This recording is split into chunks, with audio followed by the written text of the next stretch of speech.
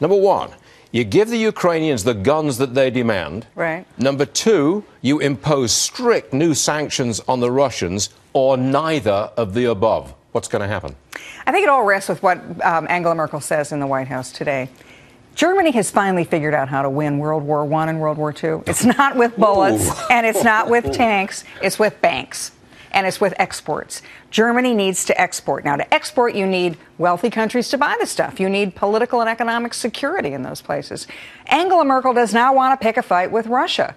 Now, let's fast forward to Putin. What is he looking at? So she says no new sanctions. She doesn't want to have sanctions. And she says no arms to the Ukrainians. Or if she's going to do it, whatever you do, watch out for Putin, because he's a wounded, dangerous bear. From Putin's perspective, a year and a half ago, Stu, his popularity was at like 50%. Then the Ukraine crisis comes. He's whooped up the Russian people into uber nationalism, saying that the West is out to get us. They've stolen from us. They're taking from us now. They want to enslave the great Russian people.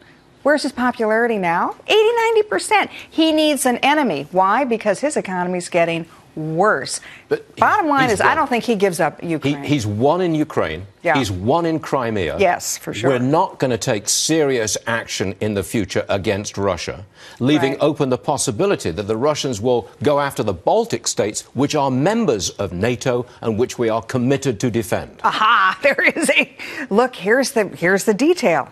Article 5 of the NATO treaty says an armed attack against any one of our members we all respond to. It's the sort of three musketeers, all for one, one for all. But it says armed attack.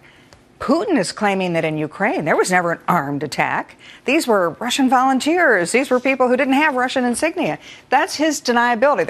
When I was in Ukraine last year, they call it Putin's phony war. He's going to war, but he's got plausible deniability. So when they hold this news conference, a joint news conference later on this morning, they're going to be saying, We've got the Russians. Oh, for sure. We've got them. Just where we They're paying a price. Yeah. But in fact, they're not.